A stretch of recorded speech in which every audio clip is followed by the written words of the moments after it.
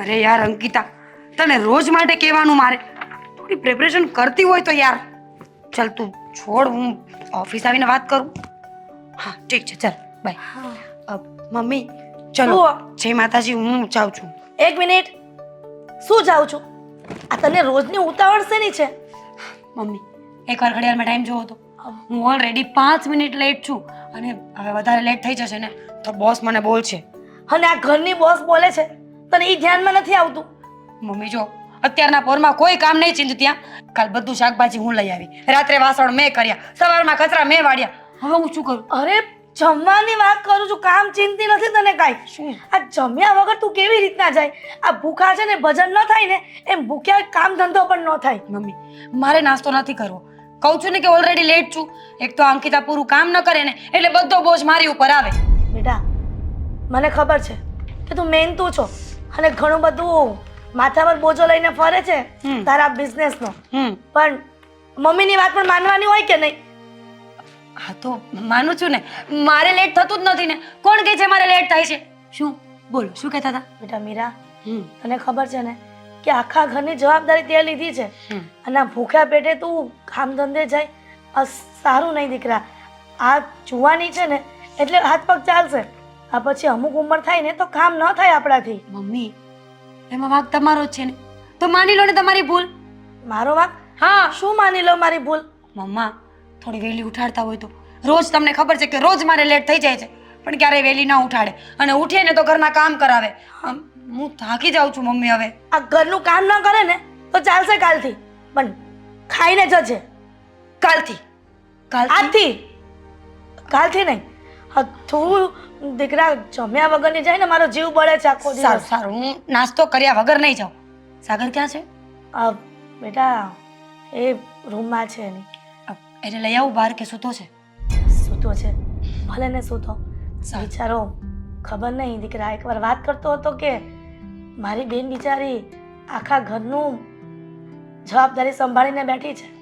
Mummy મારો શું વાંક હશે કે ભગવાને મારી આવી પરિસ્થિતિ કરી? બસ મમ્મી, તમને ખબર છે આ અપંગ લોકો કોના ઘરમાં હોય? જો ચલો, નથી ખબર ને? હું તમને કહું, ઈશ્વર છે ને જ્યારે કોઈ અપંગ વ્યક્તિને આમ ટુ સે જે એબલ ન હોય ને એ લોકોને ધરતી પર મોકલે ને ત્યારે પહેલા ચેક કરે, બધાના ઘરમાં નજર કરીને જોવે કે કયું ઘર એવું છે જે આ વ્યક્તિને બરાબર રીતે સાચવશે, એની કેર કરશે, એને પ્રેમ આપશે, લાગણી આપશે. અને પછી જો વિચારીને જે વ્યક્તિ બરાબર લાગે ને એના ઘરે આવા વ્યક્તિને મોકલે છે. પણ દીકરા ગમે એમ પણ ભાઈને બહેનનું તો લાગે છે ને. અને સાચું કહું ને, તમને બંને ભાઈ બહેનને મોટા કરવામાં બહુ જ કષ્ટી પડી હતી, અને તમને લોકોને ભણાવ્યા ગણાવ્યા અને હા કામ ધંધાને લાયક બનાવ્યા. હા મમ્મી ખબર છે મને, લોકોના ઘરના કચરા પોતા કરીને વાસણ ઘસીને તમે મને અહીંયા પહોંચાડી છે, પણ ડોન્ટ વરી, હવે તમારે કામ નથી કરવાનું. શાંતિથી સોફા પર બેસી અને આ સાસ બહુની સિરિયલ જોવાની છે. પણ બેટા તું કામ ધંધે જાય ને તો તારું ધ્યાન રાખજે, કેમ કે આ દુનિયા બહુ જ ખરાબ છે. જો કાંઈક પણ અજુગતું બન્યું ને તો તને કોઈ કાંઈ નહીં કહે, બધું મારા પર વાંક જશે. કે એની માને ખબર નહીં પડતી હોય કે જુવાન દીકરીને ટાઈમે પરણાવી દેવાય અને કામ ધંધે મોકલે છે એની માં. મમ્મી લોકોનું શું છે, લોકો તો બધી જ વાતો કરે, પણ મને ખબર છે કે હું તમારા સપના જરૂર પૂરા કરીશ. ક્યારેય એવું કંઈ નહીં કરું કે જેથી કરીને તમે દુઃખી થાઓ. સાચી વાત છે બેટા, હા તારા રાજમાં તો આટલા સરસ મકાનમાં રહીએ છીએ અમે, નહીંતર અમને આવા મકાનમાં કોણ રહેવા દે? કેમ નો રહેવા દે? પૂરું રેન્ટ આપું છું એને. અને શાંતિ રાખો ને, જો 5 વર્ષ આવું મસ્ત મસ્ત મસ્ત ચાલ્યું ને તો આવું આપણે ઘરનું મકાન હશે. પછી મારા મમ્મી શેઠાણીની જેમ સોફા પર જ બેસશે અને ઘરમાં કામવાળા કામ કરશે. પછી તો મારે પણ કચરા નહીં વાળવા પડે. દુનિયામાં બધી માને તારી જેવી દીકરી મળે તો માને કાંઈ ચિંતા ન રહે. હા, અને બધી દીકરીઓને તમારા જેવી માં. ચલો હવે આશીર્વાદ આપો. 10 મિનિટ થઈ ગઈ છે. અરે પણ તને કહ્યું તો ખરી પેલું જમવાનું નાસ્તો. હા મમ્મી, હા મમ્મી ગરોડી, તારી પાછળ ગરોડી છે. અરે અરે આ છોકરી પણ ખરી છે હો, મમ્મીને ઉલ્લુ બનાવીને જતી રહી. એ આવું દીકરા.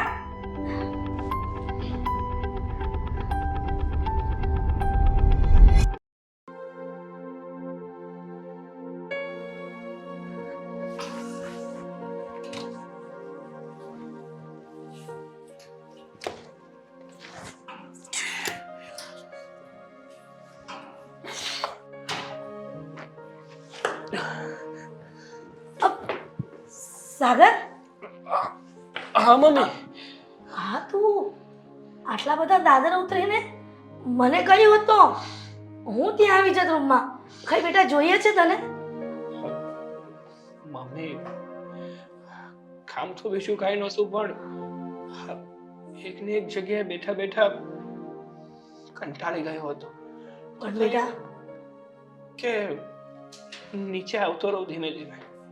પણ બેટા ખબર છે ને તને ડોક્ટરે શું કહ્યું છે કે તું જેટલો આરામ કરીશ ને એટલું તારા શરીર માટે સારું છે.